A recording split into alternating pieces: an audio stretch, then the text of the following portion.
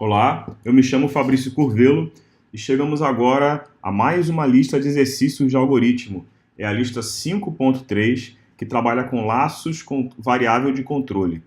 Esse tipo de laço é o que a gente utiliza o comando for, muito utilizado na programação, muito mesmo, e é importantíssimo que a gente preste bastante atenção no desenvolvimento dos raciocínios dessas questões. Muitas questões são parecidíssimas com as das outras listas 5.1 e 5.2, porque todas essas três listas elas trabalham com repetições, né? Mas cada uma está forçando exatamente um dos tipos de repetições, e esse momento agora nosso é o do comandinho for, tá bom? Então, vou criar aqui o nosso projeto para essa lista. Então, vou lá no Eclipse em File, New, Java Project. Vou seguir a mesma sequência de nomes que eu venho adotando ali. Lista, que eu vou chamar de 05.3. Eu vou chamar ali ao lado de laco variável controle. Laço variável controle, que é o nosso comando for, tudo bem? Next, finish. Acabei de criar o projeto, não preciso desse módulo. O projeto está criado. Então agora eu vou criar nele um pacote chamado controller. Então botão direito, novo pacote. Controller, sempre com 2 L's e tudo em minúsculo. Os nomes dos pacotes são sempre em minúsculos. E nesse pacote eu já vou criar uma nova classe, que vai ser a classe da nossa questão 1. Marcando aqui o método main. Está lá criado.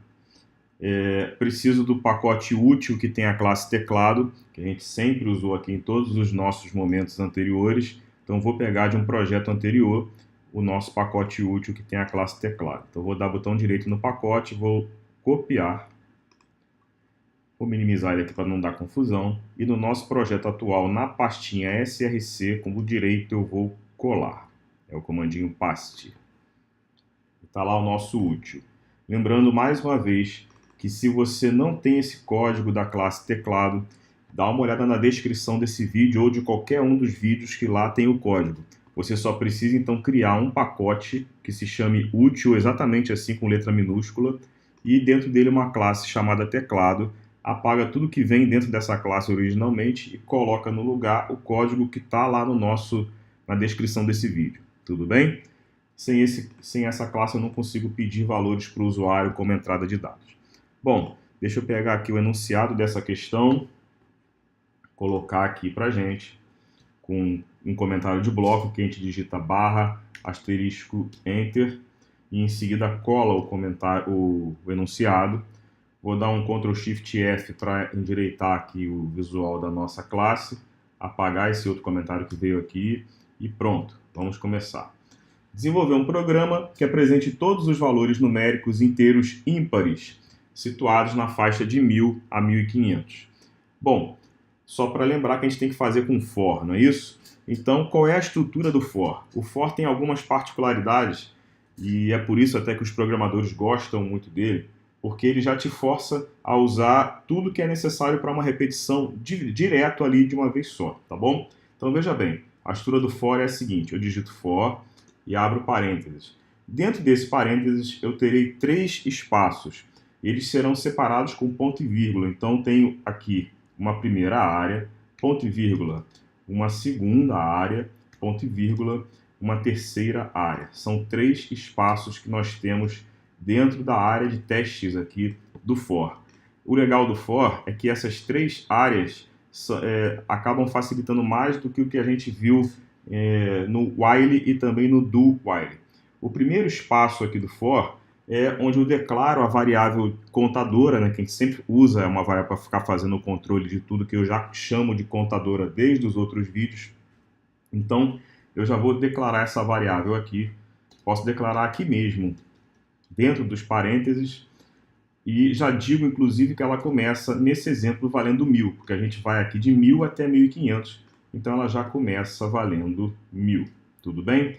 Se você não gostou de declarar a variável, declarar que eu falo é colocar o int aqui, né? Se você não gostou disso, tudo bem, você pode, isso não vai fazer diferença, faz em alguns momentos, mas eu vou explicar quando fizer, tá bom? Eu posso criar uma variável aqui, por exemplo, e só usá-la aqui, assim.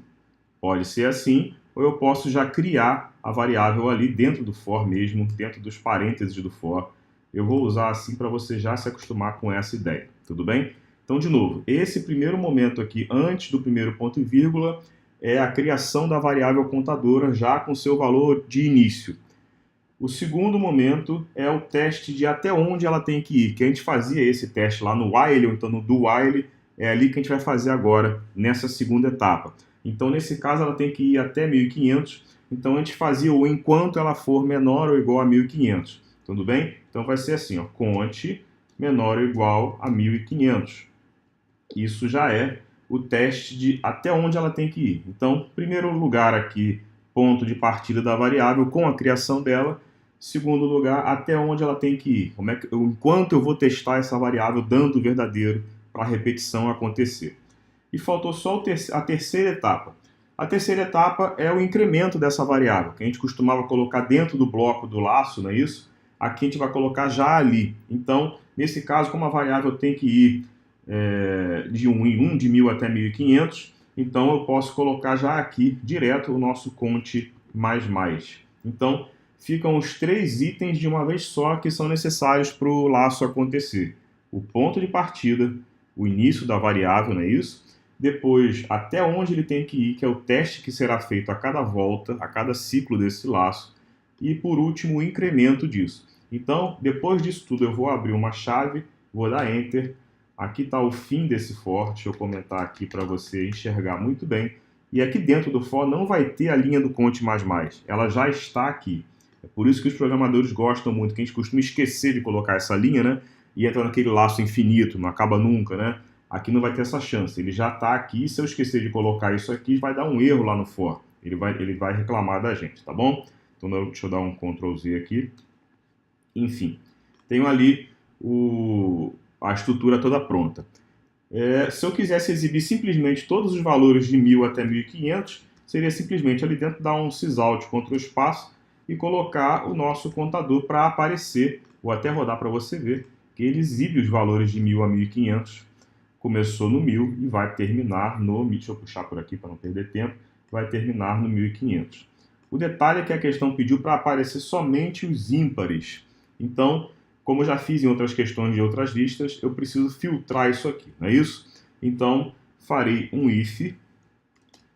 E como é que é a lógica disso? Se esse contador, ao dividir por 2, mas eu uso o símbolo do porcento porque eu não quero o resultado dessa divisão, eu quero o resto dessa divisão.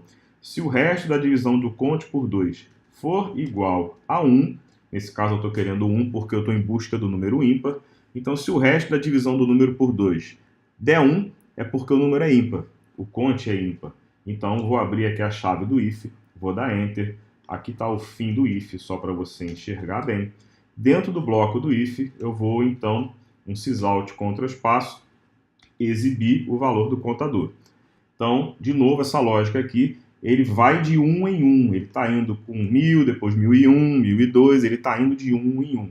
Mas esse if faz uma filtragem. Só deixa exibir se esse teste der verdadeiro, e ele só dá verdadeiro quando eu divido esse número por 2 e dá um resto 1. Então, quando está valendo 1.000, por exemplo, o resto é 0, ele não vai exibir. Quando está valendo 1.001, o resto é 1, ele vai exibir. 1.002 já dá resto 0 de novo, ele não exibe. E assim vai até 1.500. Vamos rodar para você ver isso acontecendo. E tá lá, 1.001, 1.003 e tal. Ele está indo de 1 em 1, mas só está exibindo os ímpares, hein? E não esqueça, então, que ele tem que terminar em 1.499, porque, na verdade, ele vai até 1.500, só que 1.500 é par. Tá bom?